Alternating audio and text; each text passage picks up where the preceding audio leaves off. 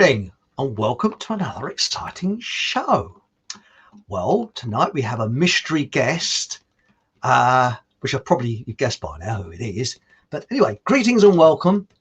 And now there's an old saying, in order to look forward, it's essential to keep one eye looking into the past. There's another old saying, what we learn from history is that we don't learn from history. Both are very apt today. Now, what governments are doing, they did 80 and 100 years ago. And their techniques in manipulating public opinion are, in my view, basically the same. The only change is their method of harvesting data, which nowadays is obviously worlds apart from a century ago. Today, we are constantly hearing on social media about a mass wake-up. Well, I'm sorry to tell you, it's not new. There was a mass wake-up in the 1920s. There was a spiritual awakening whereby a future war could never happen as people were so awake. Remember, that was in the 1920s. Guess who steered that wake-up? In the 1930s, there was a super ray weapon, and it was published in all the leading newspapers that would render aircraft engines useless. The weapon didn't exist, but the scientist who was supposedly working on the project was murdered prior to the outbreak of World War II. And again, it was heavily publicized and was deliberately made to look like a conspiracy. Now, the son of the scientist actually existed, and he published a letter in Nexus magazine many years ago. Again, guess who was behind the super ray weapon and creating a false conspiracy? Now, prior to and during World War II, there was a mass observation unit whose duties were to monitor public opinion. Additionally, a secret service unit were responsible for spreading lies and false rumours. The list of rumours they spread is almost endless, but their task was to manipulate public opinion. After World War II, those units didn't suddenly go away, they got more sophisticated in their techniques. Now, tonight I will be discussing this with my guest and endeavouring to join the dots. So tonight, as you've probably guessed, it's Caroline Stevens. Welcome, Caroline. Now, Caroline, what are your experiences with infiltrators or false friends from the modern day equivalent of the mass surveillance unit? Oh, thanks, Chris, for having me back on your show. And gosh, have you got all night to hear those stories of suddenly people turning up, wanting to be your best friend and pumping you for information. And, you know, the fifth columnists. And this is a problem because people, you know, we were talking off air a few minutes ago about the big lie.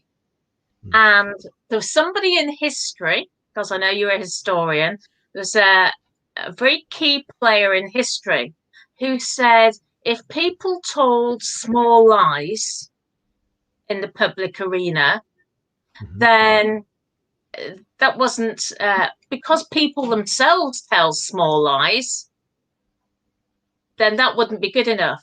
But the big lies, people would just think, wow, that can't be a lie because they've got such audacity to come out with such a big lie. It must be true. So that's what happens today. You know, history repeats itself. And I thought you might like to hear a bit of a speech from an American. And he said this in 1999. You've got to guess, Chris, who I'm talking about. He made a speech at Harvard Law School on the 16th of February, 1999, on fighting the culture war. He says, I remember my son when he was 5 explaining to his kindergarten class what his father did for a living. My daddy, he said, pretends to be people. There have been quite a few of them. Prophets from the Old and New Testaments, a couple of Christian saints, generals of various nationalities, and different countries with several kings, 3 American presidents, a French cardinal, and 2 geniuses, including Michelangelo. Can you guess who this person is yet? No. Okay. So as I pondered our visit tonight, it struck me. If my creator gave me the gift to contact you with your own sense of liberty, your own freedom of thought, your own compass for what is right. So he's speaking at Harvard Law School. It says, dedicating the Union Cemetery at Gettysburg, Abraham Lincoln said of America, now we are engaged in a great civil war, testing whether this nation or any nation so conceived and so dedicated can long endure. Those words are true again in 1999. I believe that we are again engaged in a great civil war, a cultural war that's about to hijack your birthright to think and say what actually resides in your heart. I fear you no longer trust the pulsing lifeblood of liberty inside you, the stuff that made this country, the USA, rise from the wilderness into the miracle that it is. A cultural war is raging across our land in 1999, in which, with Orwellian fervour, certain acceptable thoughts and speech are mandated. For example, I marched for civil rights with Dr. King in 1963, long before Hollywood found it fashionable. But when I told an audience last year that while white pride is just as valid as black pride or red pride or anyone else's pride, they called me a racist. Sounds familiar, doesn't it, Chris? It does. Now, now. Do you know who this guy is? I'm guessing. It wouldn't be George Soros. It wouldn't be Bill Gates because he'd been too young in 1963. So I'm wondering, could it be Jesse Jackson? I don't know. You're getting close. So he's a Christian, okay, because he's been talking about his creator. I'm not sure that Soros or Gates has ever mentioned that, but I may be wrong. He says, I've worked with brilliantly talented homosexuals all my life. But when I told an audience that gay rights should extend no further than your rights or my rights, I was called a homophobe. I served in World War II against the Axis powers, but during a speech, when I drew an analogy between singling out innocent Jews and singling out innocent gun owners, I was called anti-Semitic. Then he goes on to say, well, what does all this mean? It means that telling us what to think has evolved in telling us what to say. So telling us what to do can't be far behind. And look what's happened now. Fast forward 20 years. Before you claim to be a champion of free thought, tell me, why did political correctness originate on America's campuses? And why do you continue to tolerate it? Why do you, who are supposed to debate ideas, surrender to their suppression? Let's be honest. Who here thinks your professors can say what they really believe? It scares me to death, and should scare you too, that the superstition of political correctness rules the halls of reason. I submit that you and your counterparts across the land are the most socially conformed and politically silenced generation since Concord Bridge. And as long as you validate that and abide by it, You are, by your grandfather's standards, cowards. And he finally goes on to say, if you talk about race, it does not make you a racist.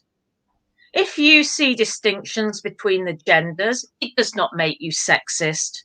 If you think critically about a denomination, it does not make you anti-religion.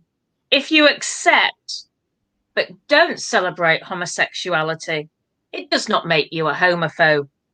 And finally, what should you do? You simply disobey. Peacefully, yes. Respectfully, of course. Non-violently, absolutely.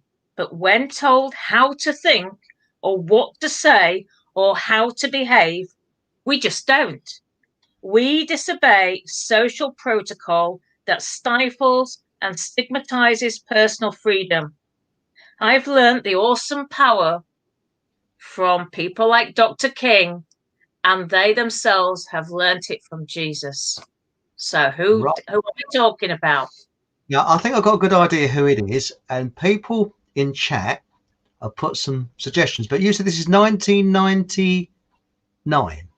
That was a speech, and it's in a magazine from 2008, and it's called Cultural Communism. Right? On StreamYard, you'll be able to read it the right way. It'll be more problematic on Facebook. Paul Craven said can't be because he was killed in 1963. 62, I think. No, 63. Then Broadcasting the Truth says Winston. I thought it might be Ronnie Reagan, but it's broadcasting communism. I would say. Oh, sorry, Paul Craven said I didn't catch 1999. Sorry, mate. Hang on a moment. That looks like Maurice Strong. Am I right? No, it's Charlton Heston. I said he was a good guy. What, Charlton Heston? He was the head of the Gun and Rifle Association. He was a Christian. Yeah. Yeah. And he was a communist. Spoke out in Hollywood. He was one of the very few people that spoke out in Hollywood about what was actually happening there. Yeah. Well, I would have. Charlton Heston. Yes, I mean, do you remember that program about 20 years ago, that big fat slob from America who did a series of programs? He was very left wing. I can't remember his name. And he used to go around and he actually interviewed Charlton Heston and did an absolutely terrible interview with him. He was from a German part of America. And he was very left wing, ultra left wing. You don't hear of him now. Big fat slob with a cap on and always dressed scruffy. Can't remember his name. But I'm absolutely surprised that Charlton Heston is quite interesting. It's like they reckon Marlon Brando was very outspoken as well. Have you seen some of his speeches? That's quite interesting. But what I just think is so interesting is that this is a magazine which was produced in 2008, based on part of it was based on a speech in 1999. It's about cultural communism, and yet you've still got people on my timeline that don't seemingly realize that we are almost there now. We are. We're told what to say, we're told what to think. And if you do not toe the party line, I mean, we had that situation, didn't we, with Roald Dahl? I think there was a couple of weeks ago. I've not discussed this with anybody, but it's just that was in a bygone era. And now they come along so many years later and strip you of your accolades. And it's like, unless you think and speak, I mean, there is no variety anymore. I'm not saying we shouldn't be racist, we shouldn't be sexist, but that doesn't mean to say we can't talk about certain things. Well, we're accused of all these is and isms. But do you know who invented the word racist? Who invented it? In 1931, I think. You can look it up on Wikipedia. It was Leon Trotsky that invented the word racist, because in the Soviet Union, They had laws with speech laws, or thought laws, thought crimes, to put it correctly.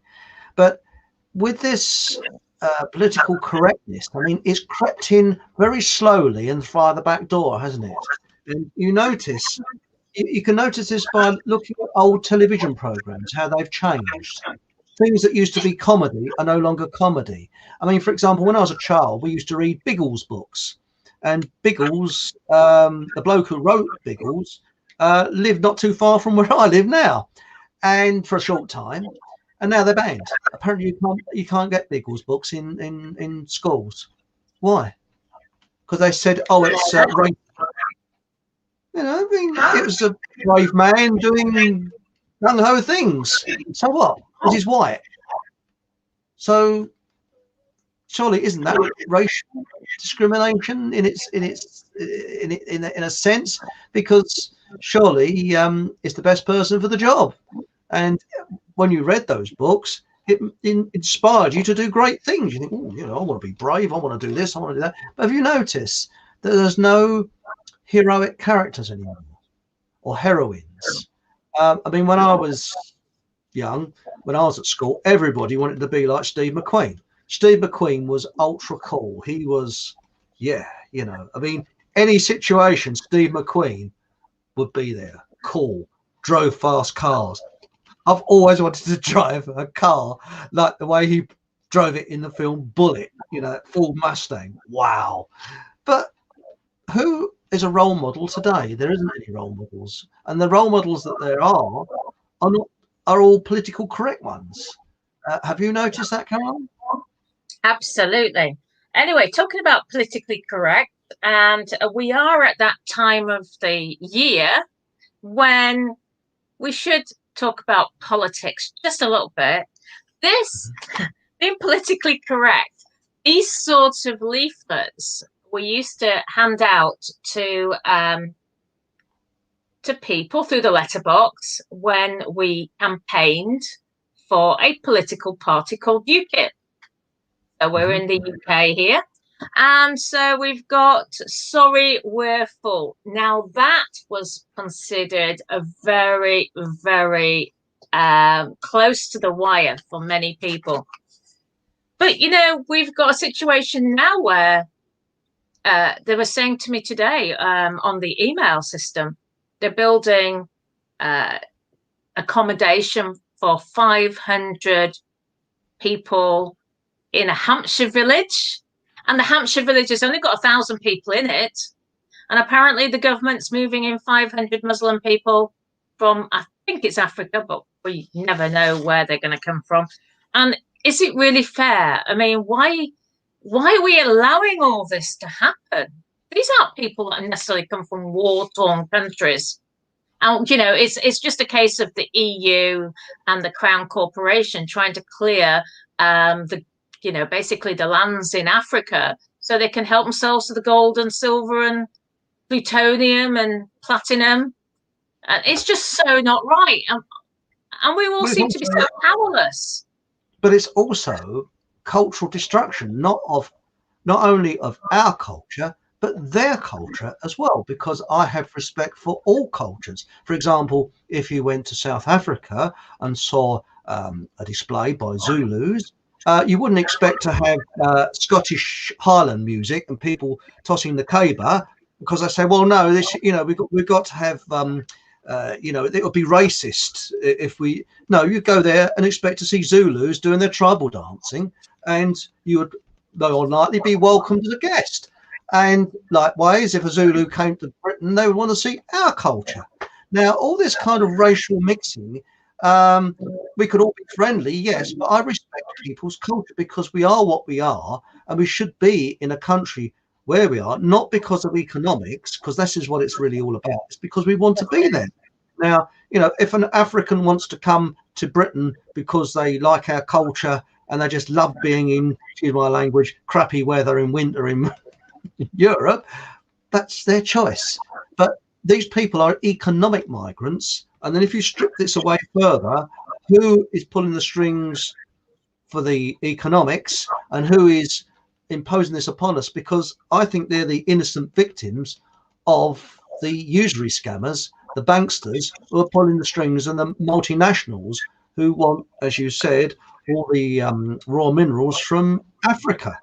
And really, it is not only cruel, it's it's like a third world war, really, because, but again, this is not new, because when Yeah. France took over vast areas of land from Germany after the First World War, and they had the League of Nations, um, they Germany was basically like a giant prison camp, and you had different sectors, British and the Allies, although they weren't called Allies then after the First World War, but shall we say the people that were involved in destroying Germany during the First World War, they carved it up under treaties and things.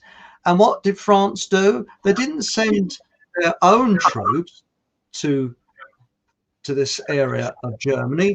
No, they sent troops from Africa. And these African troops, not all, but the vast majority of them, went on a raping and pillaging spree in the 1920s. And So that's we've had that in the past, and we're not learning from history. So we've been bringing in these people into these hotels, and they're of fighting age, because I've seen it from my own eyes. So what are they doing here exactly? We're funding their accommodation here, and then, of course, when things get a bit hairy here, and they reckon that maybe the British military won't turn on their own people, are these people going to be trained up to turn on us? And it's interesting because this leaflet, I'm just looking now, as it's real, brings me back takes me back in time to 5-6 years ago now. It says it's time we left the EU and got back control of our borders. Well, the English wasn't very good. It's time we left the EU and took back control, would be a better expression, of our borders. So we've now leaving the EU at the end of this month, and we are building accommodation all over the country for people not even necessarily from the EU. They may have come in via the EU, but we're still taking them in. So how come after all that door knocking and people think, oh, we're getting Brexit? How are we getting Brexit? We're not taking back control. And it's just outrageous that people like Farage are setting up. And yeah, I'll mention his name. Why is it? He presided over these leaflets. He presided over this political party. And there's no point in him turning around and say, oh, the government isn't doing enough. It's just a dog and pony show, because he stood aside a year ago and allowed the Tories to continue doing all this. And now we're going to be in a complete mess. And what does it say on the back? It says, let me put my glasses on. I think it probably says, put my glasses on, because it's not easy to read. Sorry. It says this unlimited immigration means British jobs being offered to non-British workers, building 1,000 new homes every week for 20 years, massive new pressure on the police. Well, it doesn't stop them coming onto the supermarket premises and asking why you're not wearing a mask. 1 in 7 prison inmates is from abroad. Huge new workload for doctors and teachers.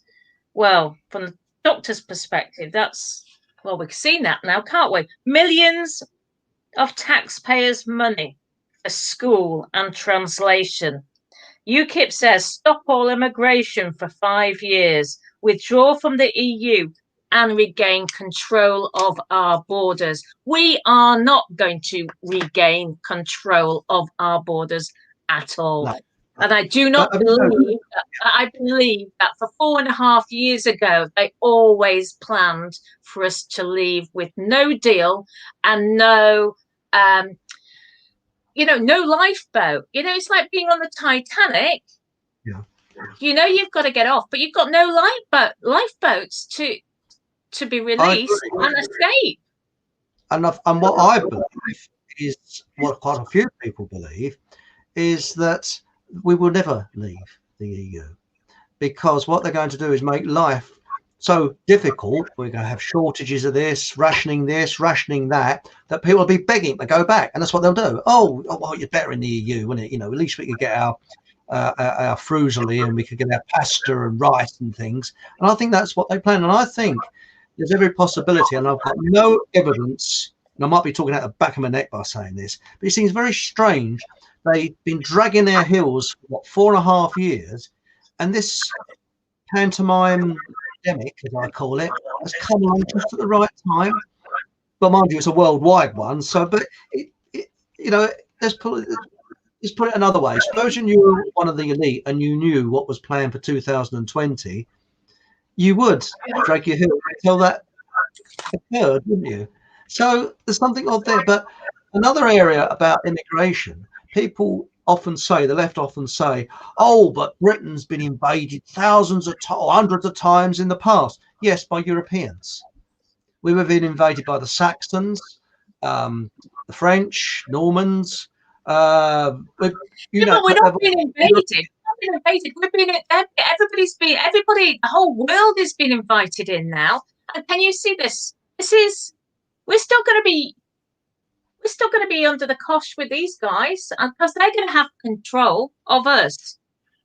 Yes, and do you know you can only go, you can't go to Europe after the 1st unless there's a very urgent reason. So we're effectively in prison in this island. If they do, shall we say, drop all these stupid tiers and this, that, and the other, you'll only be allowed to go to Europe for 90 days, and then you've got to come back. You can't actually stay for 6 months, and which a lot of people do. They go to Portugal for 6 months and come in the winter and come back in the summer. So they can only stay there for 3 months, and then they'll have to go to somewhere like Morocco, which is not a Sagan area. And I know I've pronounced that wrong, but you know there was that Sagan. Oh, you're on about Schengen.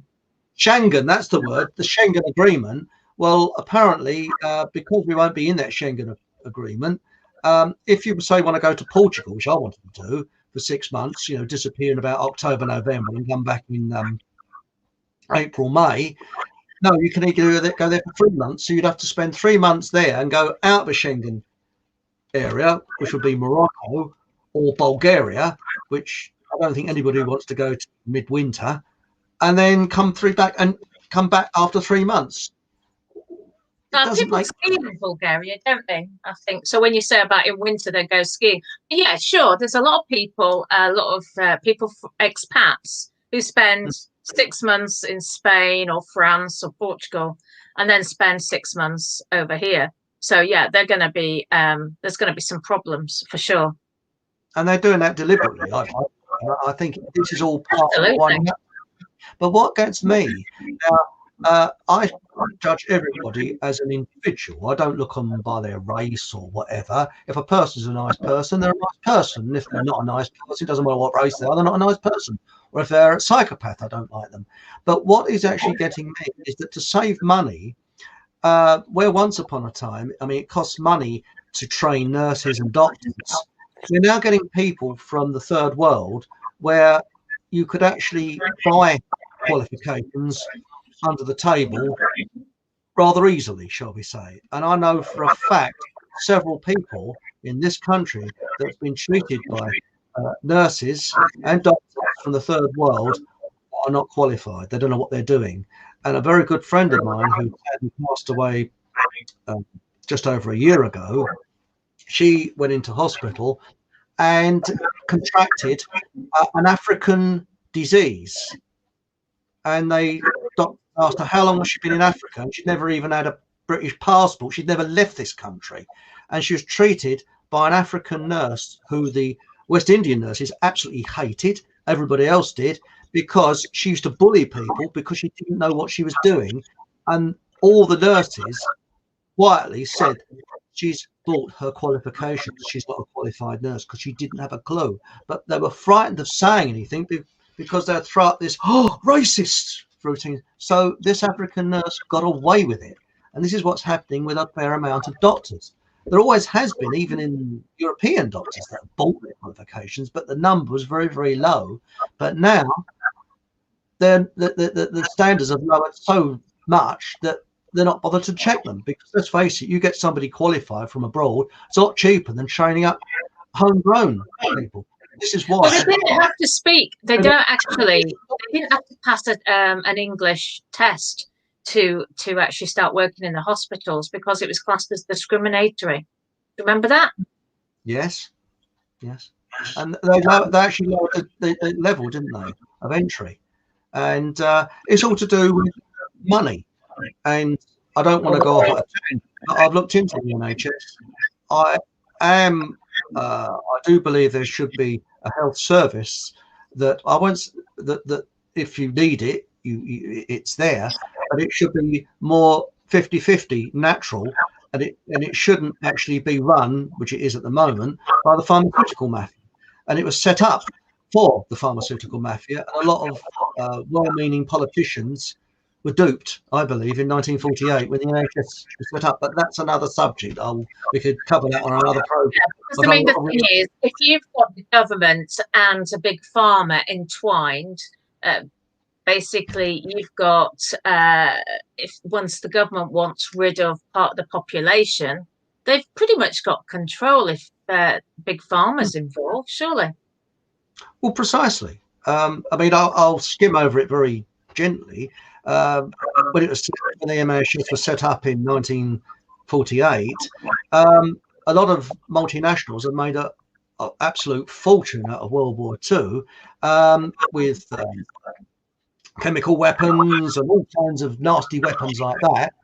And now the war was over, they were going to lose a lot of money.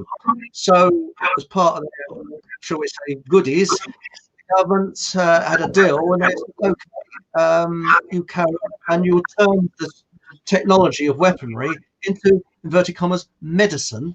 And then these multinationals, this is why you've got nuclear medicine, things like that. And then the NHS had a policy of all natural medicine to be looked on as voodoo medicine and jeered at and laughed at. And they actually destroyed hundreds of years of research in natural medicine and just wiped it out to go down the path of this new, unproven, unnatural medicine, which is pumped out by the big pharmaceutical companies. And if you look at Eustace Mullen's book, I think it's called Death by Injection, he studied it thoroughly way back in the 1960s. So that's quite interesting. I think that's for another program. Yeah, we could talk about the plutonium industry, because that's all entwined with the Cancer Act. But yeah, let's keep that for another, because there's a lot of mileage to be had in that, for sure. Let's look at the infiltrator, shall we? I mean, we was talking about infiltration. Have we got look at this. I'll just do the two fists. Do you think that is a genuine grassroots organisation, Caroline? Are you talking about Stand Up X? What's it? Sorry, I didn't quite catch that. Stand Up X.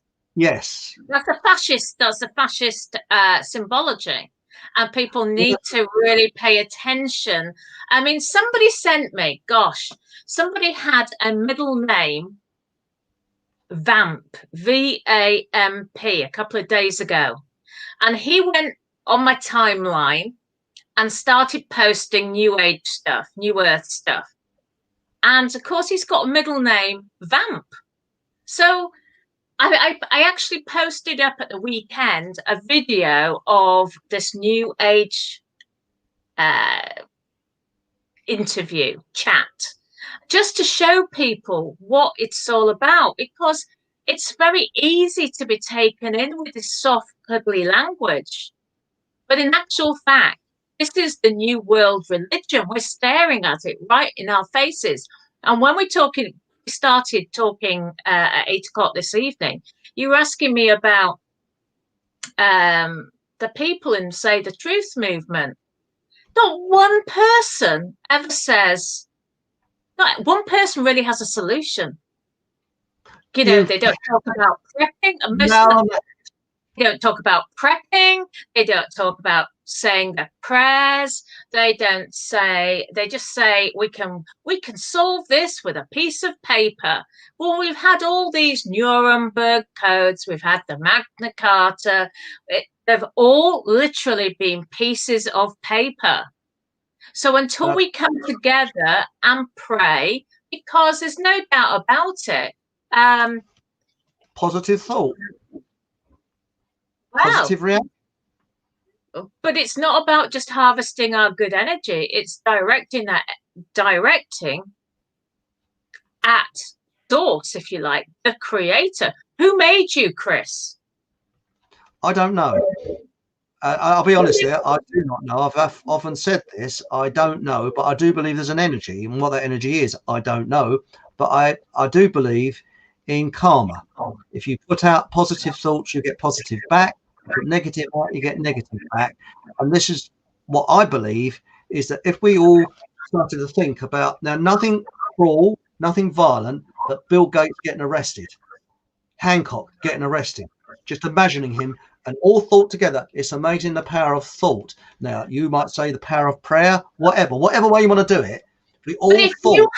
You see, the thing is, yeah, but the thing is, people have said this before. Let's all go to Trafalgar Square and let's all have this positive thought. Well, it doesn't work like that because they're harvesting your energy and it can be channeled to the dark side and you wouldn't know about it because you're not channeling it physically to the right side.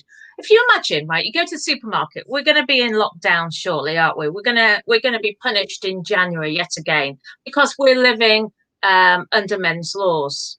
You know, there's pieces of paper which we could tear up tomorrow, but nobody has pulled the people together to do so. So who's going to do that if we don't have a creator to help us? So, you know, if you go to the supermarket tomorrow, you know, all those people that you sort of shared Westminster or Trafalgar or went on a rally with, and, you know, you exchanged telephone numbers and you thought they were nice people. You get to the supermarket, let's get down to brass tacks. We go to the supermarket and there's one bag of flour on the shelf. There's one packet of eggs. How are you going to feel? How benevolent are you necessarily going to feel to all those people that you thought were nice? You know, it's so positive. If you're not going to, God can provide. I genuinely believe he can provide, but we have turned away from him. And so, I mean, somebody accused me, and this is a guy who's a Satanist. And this is what I'm saying. You've got to know, and even I struggle sometimes. This guy who was on my timeline, he accused me of being a satanic Christian. Hey. Exactly. But he's a Satanist himself. He's a Satanist. So it's like, so that's why I'm saying they will turn it around and put it back on you. They do that all the time. I've come across psychopaths that do that. They accuse you of what they do. They do that all the time. They're accusing you of what they are doing. And what gets me with this infiltrators, they're very, very skillful at it. And what I've noticed now, let's go back into history again. The NAZI party, Nazi party, was destroyed in 1945, and a few fragments of it existed in Spain and South America that lived on for a couple of more decades, and that was that. So it was destroyed, and anything that is going to start up again, that's what they call extreme right, it's infiltrated and destroyed immediately. So whenever you see these fake, what I call fake groups or fake organizations, always say the Nazis did this is what they're doing, they're coming up behind, they're secret organizations that are right wing and all this. No, the right wing's being destroyed. What they're pointing you away from is raw communism, and raw communism to me is like raw sewage, sticks.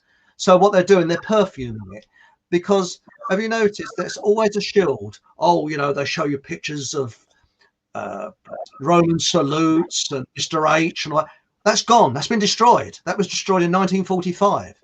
The real enemy now is communism, which is right under our noses. But that is used as a distraction always because, well, so, we got concentration camps and all that. Well, again, that was all destroyed. And we should learn from history.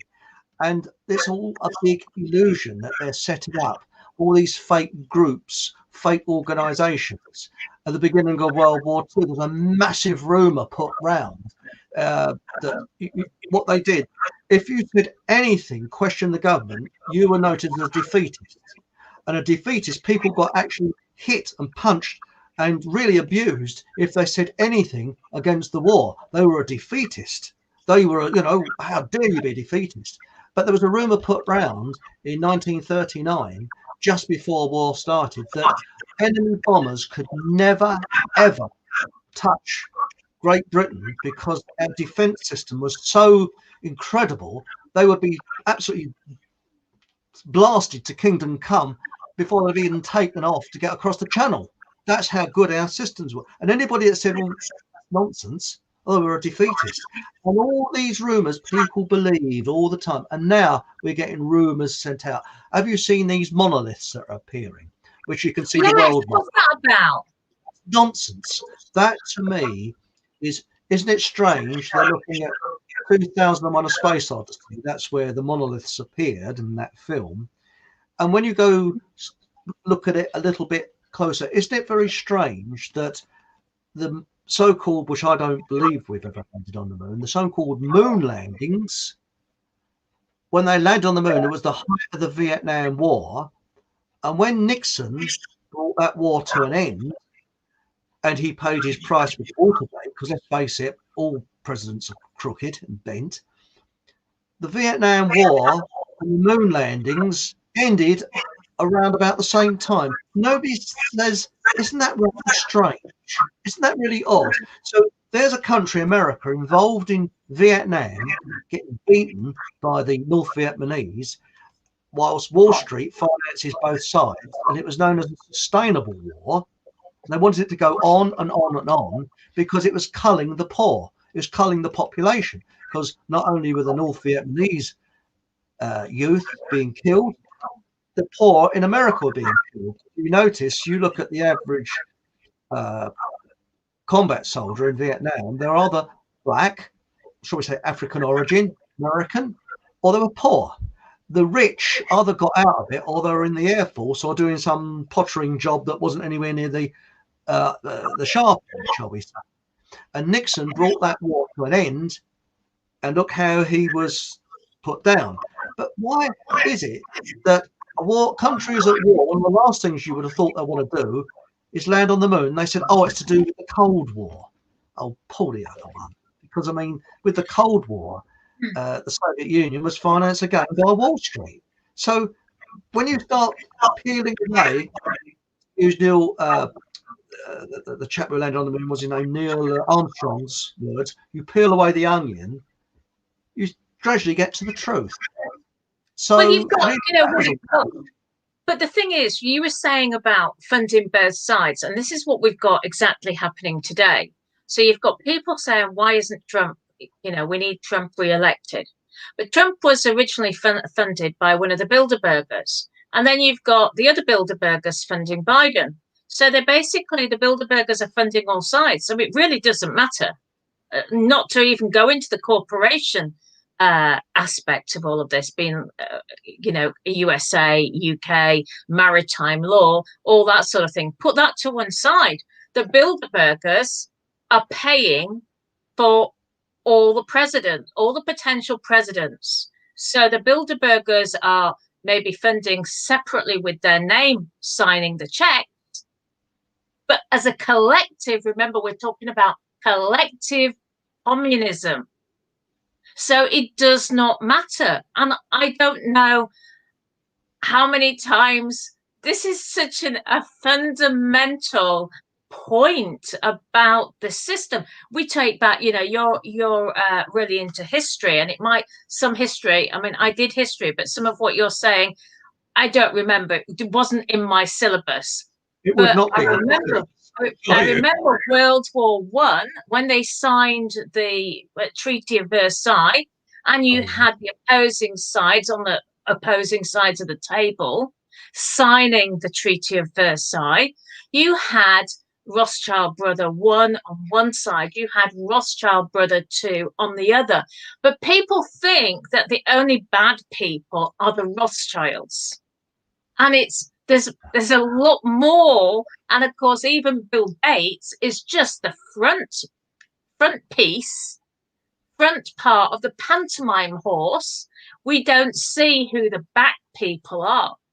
So, but the bottom line is we've allowed them to create this matrix for hundreds of years, which we are all plugged into. And what's going to be a real shock in the new year is when they start pulling the rug from under our feet. Remember, we're the useless eaters. They've already been behind the closed doors. Those money men, from whether they've been supporting Trump or Biden or Clinton or Obama, it does not matter. They're all funding these AI projects. They're all part of the big accountancy companies who will be handling all your data. So all those pieces of paper, like the Nuremberg Code, all those pieces of paper that go before the courts.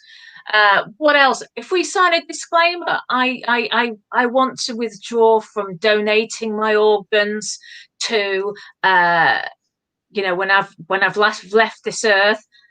Who's actually going to honor any of that documentation? Oh, Because it's you pointless. know what I mean? Well, Who's when you going look to at that's right. I mean, what is annoying me, especially, is again going back to what I was saying earlier about this, what they call it, mass surveillance unit, which is a modern day equivalent of it.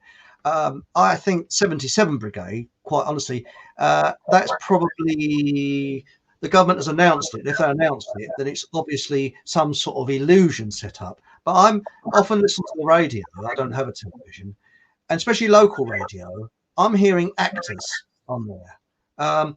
This morning, it was people saying, "Oh, well, we should go have a more severe lockdown," and their voice and accents, you can tell, are put on. They're actors that are doing it.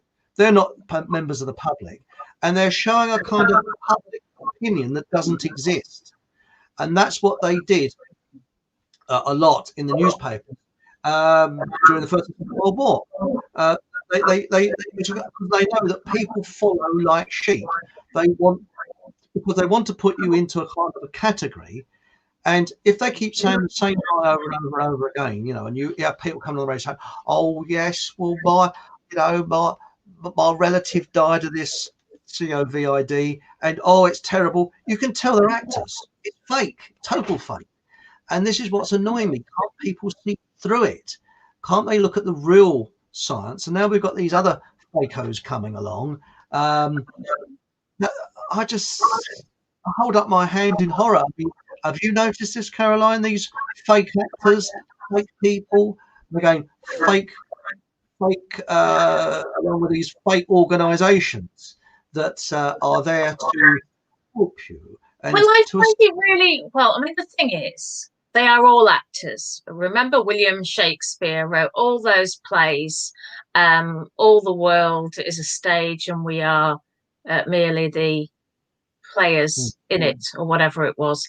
The acts that get passed in Parliament, they are acts, and so That's right. they are actors. And in actual fact, when you read some of the material like Event 201, for example, you will see that they will quote the people, the actors. So yes, they are acting. Well, For you've really sure. got to look at it like, You see these people, like you said to me about these control groups. Why is it that you've got a guy, or people might guess who I'm on about, but he's set up Keep Britain Free, is it? And yeah, Keep Britain Free. Well, somebody's written a blog, puretruth.co.uk, and he's constructed a really, really reasoned argument that these people are put there because it's like a messiah type figure. Or somebody, it's like, do you remember maybe when you were little, and do you remember the heroine used to get whizzed off a guy on a white charger? Yeah. And it's almost like, because everybody's turned away from God, or so many people have turned away from our creator, they're looking for that man on the white charger. And a fake one will come along. I can guarantee that. A fake one will come along that will promise the earth, tell you everything you want to hear. And then once they get into power, they will be the most evil specimen you could ever wish to think of. Well, they'll always set up a GoFundMe. They'll set up a GoFundMe to do what exactly? If you really cared about the country and you were a multimillionaire, I mean, here, hello, wakey, wakey. Why would you want to give your hard-earned cash over to somebody who's got a Twitter account? That's it. Twitter account. Precisely. And I'll tell you something else that gets me. You see, what the elites are very skillful at is putting people against each other. Oh, you're racist, you're this, you're that, you're anti this, you're anti that. No, the real enemy, I say this, it doesn't matter what race, well, not really religious, but what race they are, is the psychopath. And you get off of an airplane almost anywhere in the world, and there will be a very minority of psychopaths. And those psychopaths are generally ruling the place. And it's like Johnny Spate said, who wrote Alf Garnett. He said, you get off a plane anywhere in the world and you'll find an Alf Garnett. Well, I think you get off a plane anywhere in the world, when you could do, and you will find a psychopath. And they're the ones that get to the top of the greasy pole. And it doesn't matter what religion they are, what race they are, that is our enemy. And as I said at the beginning of this, people should be where they want to be, not where they're financially forced to be. And I really do believe that this immigration, what's coming in, yes, we are the real problem is Europeans are depopulating. We're not having enough children. That was known about in the 1930s. So instead of doing something to solve that problem by encouraging the family unit, mother, father, no, they've destroyed the family unit, because the communist view is that you do not have a family. The family is government. Government is your family, and you don't have any past, you don't have any culture, you are just a nothing person, and that is applying to everyone. So again, I have a great respect for other people's culture. So they're not only destroying European culture, they're destroying African culture, Indian culture, all other cultures as well. And until people wake up to that fact of what's doing it, and that is psychopaths, and I think they've been put on earth to destroy humans or keep the population down, until we resolve that problem of how we're going to stop psychos creeping up the greasy pole, we will forever have this problem. Because when you look back in history, look at the most terrible, awful genocides, wars, who is at the top of the greasy pole? The psychos. Well, look at the Privy Council. Look at the Privy Council. I mean, yeah. You watched my video about the Privy Council. Who's on there? You named some names, didn't you? Anne Widdecombe. Yes, Anne Widdecombe. I've got my little note here. Who else? Widdecombe, 1997. The Archbishop of Canterbury, Welby, in 2013. And guess who runs it now? And he is the person who runs it now. The Privy Council. Oh, he's a Brexiteer. Jacob Rees-Mogg, yes. He runs the Privy Council. So you see, you've got on the Privy Council people who say they're Brexiteers. You've got people who say they're Remainers, but they run the Roos. They run UK, the corporation, and for the Queen. And then you've got Malak Brown. Now that name appears in the Bible, Malak or Moloch. And apparently Gordon Brown's children all have the middle name Moloch. Did you know that? I didn't know that, because Moloch Yeah. is the sign Not of good. and Really not good. the satanic symbols everywhere. I mean, I used to work in the city. I hasten to add, not in banking. I was in architecture and I worked on a project. The if you look at the Billingsgate fish market, the new, or it was new in the 1980s, this horrible looking building. Yes, I designed the cockpit, but that's another question. But I didn't realize then, until I had a fresh look at it, the amount of satanic imagery there, and it is quite disturbing, really. But what I was going to say, there's a film made in 1943. Now, talking about infiltrators and organizations. Now, I Yeah. will admit, this film called Occult Forces is a French film made in 1943. The end is, and the middle and all that is very anti you know what. Put that aside for a moment. It doesn't matter what religion you're or anything like. Put that aside. But just look at the first 10 minutes, okay? The Yeah. first 10 minutes shows a chap who's going against the establishment. And the Freemasons say, we've got to invite him into our brotherhood so that we can prevent him and steer him in our direction from speaking out against the establishment. So they invite him in, and he sees what it's about, and he thinks it stinks, so he speaks out against them.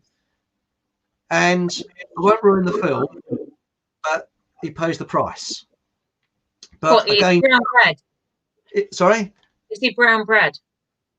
Well, not quite, but it's quite an interesting film. But by today's standards, I mean, remember, this was done in German-occupied France. It is very Nazi, and it's very against a certain race of people, which is not nice, because there's, as I said, our enemy is the psychopath, not certain races of people. I make that very, very clear. Our enemy is. They were the useless eaters. See the first beginning of that film, and it shows you what the infiltrators of anywhere are doing. And what they do, they invite you into their organization, make it all nice, and then steer you in the direction that they want you to steer in. And that is what happened to shall we say, groups of very militant veterans after the First World War. They were, all their organizations that they set up were infiltrated, and they destroyed them from inside. And suddenly the government sets up an organization which is supposed to be a charity, inverted commas, called the I believe allegedly the British Legion. Well, the government sets up all these groups as well. That's the thing. That's what the deep state is. They set up all these groups which seem to be against the government. So then they attract all the negative people in society who are anti the government, and then they'll just disappear. And they think, oh, so many groups on Facebook that's happened to. But anyway, Chris, if we can finish off, because I've got a twinge in my leg. Have we got any questions? I've got a twinge in my leg. Oh dear. Well, we can't have twinges in your leg. Now let's go a quick through. We'll have a quick whiz through the old chat room, shall we? We got here Paul Craven. Hello, Paul. The immigrants are seeking what we should be protecting. Good point. And we got here Sue Bollocks was offered work packing rations last week. And that's interesting. Saul Bollocks.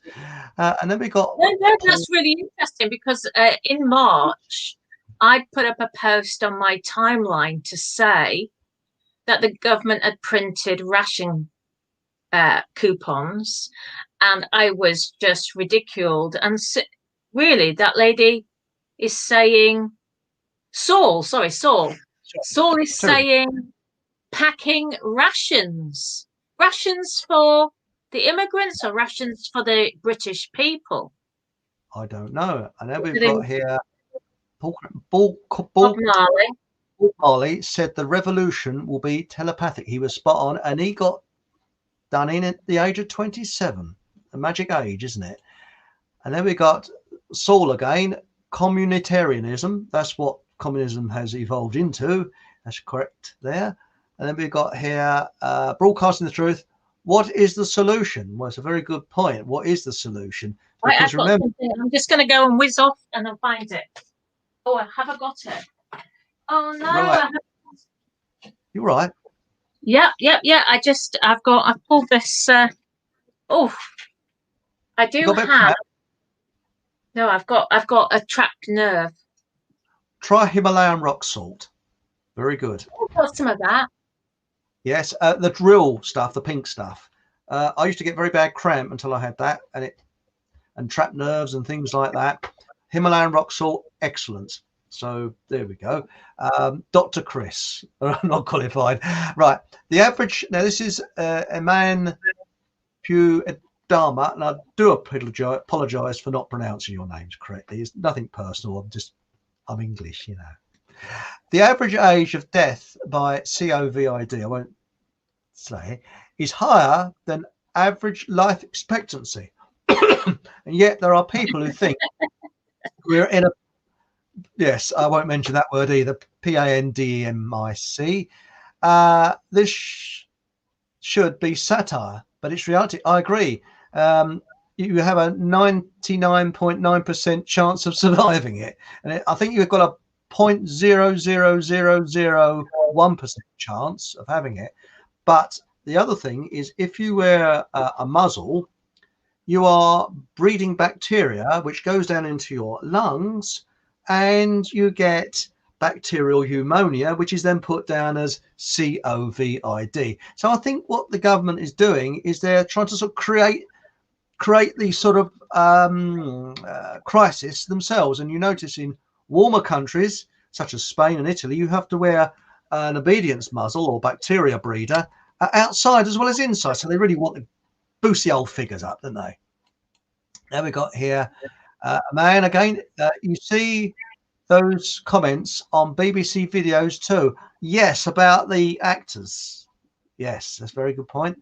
And then we've got the last one here, which is, where are we? Magic J, the predator class. I was talking about psychopaths. Yes, we're being distracted all the time. We should go for the psychopaths. And it doesn't matter who or what they are, they're the psychopaths is the real big problem. And again, it doesn't matter whether they got a... But you know, right, talking about psychopaths, because I'm thinking of Doris here now. I was listening to the radio on Saturday, and he was supposedly in the middle of having a big discussion about Brexit. And it said they had stopped the discussions temporarily until Boris took stock of the situation. As in, he was like stock taking of the UK. So if we have to believe Doris, we will have no problems on the 1st of January. However, I don't think this is defamatory because he has been quoted in the mainstream media on many, many occasions as a compulsive liar actor. So the fact is, if he's saying we'll be fine, then run for the hills with your camping stove and a tin of beans, because he says everything's okay. You know damn well it's not going to be okay. Well, do you know what his father, Bill Gates, have in common? Yeah, they're both eugenists. They've written books on it. Eugenics. Yeah. They said we're overpopulated. Well, we're not, because it's been looked into that we're going to reach a peak and then it's going to drop suddenly because we're not having enough children. And that is the real big problem. This idea that we are overpopulated, no, it's not quite. And I wonder whether the mass immigration is to give us the impression that we're overpopulated when we're not, because I reckon that if you've had no immigration whatsoever, the population of the United Kingdom would be near enough the same as after World War II. It would have increased at all, because we're only, I mean, when you look at the Victorian times, there was families of 10 were not uncommon. Now, you very rarely find families of more than 2 children. And it's the same in Bangladesh. They reckon that if you go back to 1970, now remember, I'm doing this off the top of my head, I think the average woman gave birth to something like 6 to 7 children. The average birth count now in Bangladesh is 1.5. It's dropped because there's an increased middle class. The education has got larger. And when they become more middle class, they don't really want that many children because they want all the goodies like nice cars and radios and washing machines and things like that. So this is a big problem. And again, they knew about this problem in the 1930s. So this idea that we're getting overpopulated, there's 2 Canadian gentlemen that wrote a book about it. Unfortunately, I didn't know we was going to bring this subject up, so I can't remember their names, but it's on YouTube. And they're a couple of scientists, and they've gone into it, and they said, we will actually become extinct if we go the same way as we're going now. It's because we're going to reach out. Yeah, sorry. We know that very few younger people who won't be having children, and there's so many people now that can't have children that because of all the chemicals and that around, they reckon that in about 200 years' time, human race will become extinct.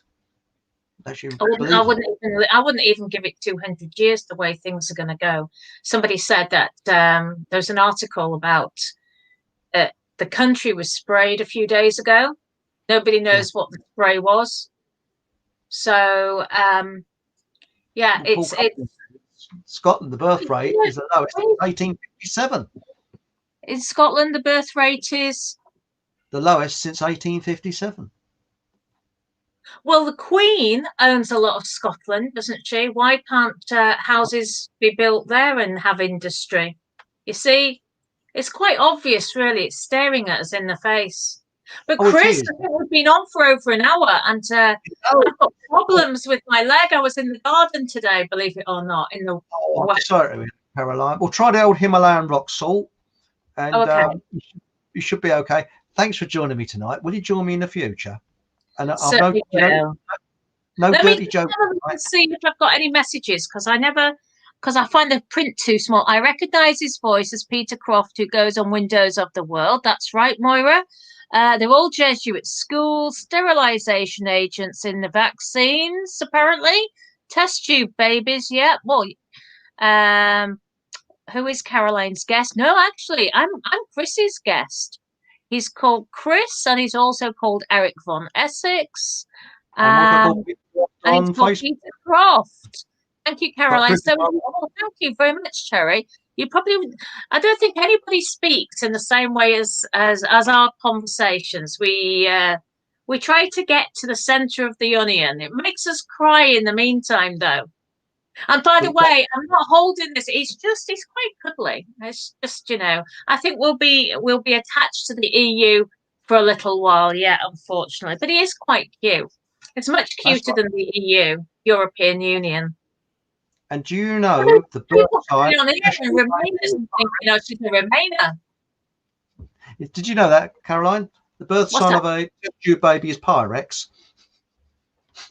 Sorry, it's a terrible joke, isn't it? A terrible joke. But no, seriously, I think that what we're actually happening is United Nations Agenda 2030 being rolled out in front of our faces, and people are not realizing it. And the question that I ask is, how comes we had a 1918 FLU virus and it cleared up and it went on its own? Then in 1968, 50 years later, there was a FLU virus and it cleared up and went on its own. So why do we need to have a jab this time? Why can't it go on its own? Well, I think there's other things to be worried about, like the financial reset in March of next year. But we'll keep that for another time. Okay, Caroline, thank you very much for joining me. Thank you so much for having me on your show. And remember, every Monday, 8 o'clock, please tell others and press the subscription do flop. It doesn't cost you anything. It's free of charge. So it says subscribe, but you don't have to pay any old money, and ding that little bell. Ding, ding, ding, ding, ding, ding. And thank you and good night. Good night. Thank you. I'm